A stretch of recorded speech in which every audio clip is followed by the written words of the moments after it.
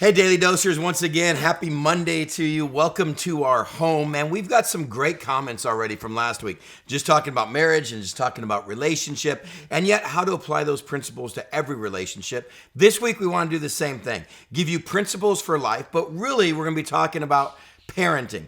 Right now, hey, tell everybody about our three kids. We have a 16-year-old, a 17-year-old, and a 13-year-old. Boys, girls? 2 older girls and 1 younger boy. So what kind of drama is there in the Brown household right now?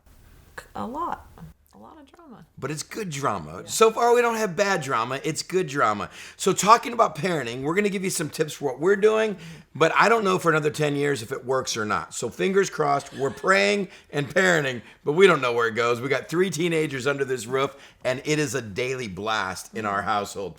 I want to read you a story that, first of all, has absolutely nothing to do with parenting, but hopefully in the end of the next 3.5 minutes, it'll give you something to live by. It's in Acts chapter 8. It can be applied to any relationship, but there's a guy named Philip who's following God in some amazing ways. And the Spirit just told Philip, I want you to go out to this intersection and just wait and watch what happens when he's just following the word of God. It says this, so Philip started out, and on his way, he met an Ethiopian eunuch, an important official in the charge of all the treasury of Candace, queen of the Ethiopians. This man had gone to Jerusalem to worship, and on his way home, he was sitting in his chariot reading the book of Isaiah the prophet. And the Spirit told Philip, just go to that chariot and stay near it. Circle, highlight, underline. Acts chapter 8, verse 29, just stay near the chariot. So Philip ran up to the chariot, and he heard the man reading Isaiah the prophet. Do you understand what you're reading? Philip asked. How can I, he said, unless someone explains it to me. So he invited Philip to come up and sit with him. And the eunuch was reading a passage, and the story goes on to explain the passage. He has no idea about who this Jesus was. And Philip, because he's invited into the chariot, is allowed to start with where that guy is at and share Christ, to a point where the Ethiopian eunuch said, I need to be baptized. They pull the chariot over at the next spot of water, and he gets baptized right there. An amazing story, and right now you're going, where in the world is parenting in this?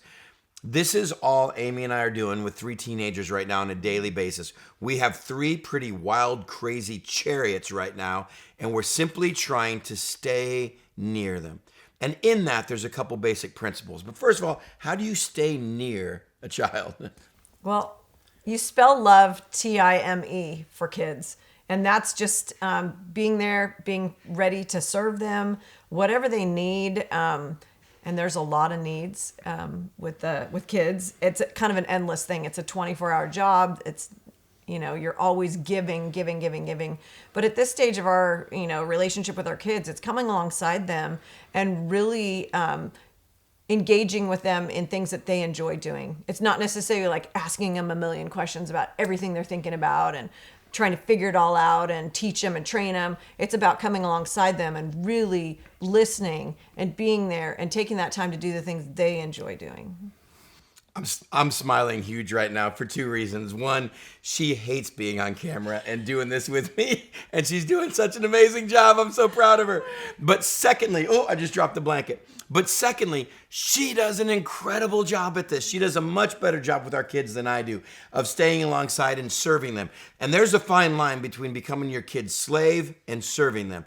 And you got to know that. She's not a doormat. She's not bossed around by our kids. That's one of my jobs, to make sure that respect is there. Mm-hmm. But it amazes me how many last minute things the kids are like, I need a different colored shirt for tomorrow, or I need a poster board for tomorrow. And it's like, how long did you know this? But she gets in the car, goes down to Walmart, gets a poster board, finds a t-shirt that they can dye. And I watch her do this time and time and time again, where I would say, tough luck, buddy. Should have told me 2 weeks ago when the project was due. Have fun with your 0. And that's my parenting style. Amy runs alongside in such an amazing way. Philip ran alongside the chariot, started with where the chariot driver was at, and then did that in a way where he was invited to come alongside. Man, I tell you, parenting, especially with teenagers, when we can just run alongside, start with where they're at, and have a relationship that when they have questions and concerns, we can be invited into it, then you've hit the sweet spot of parenting, just like she has.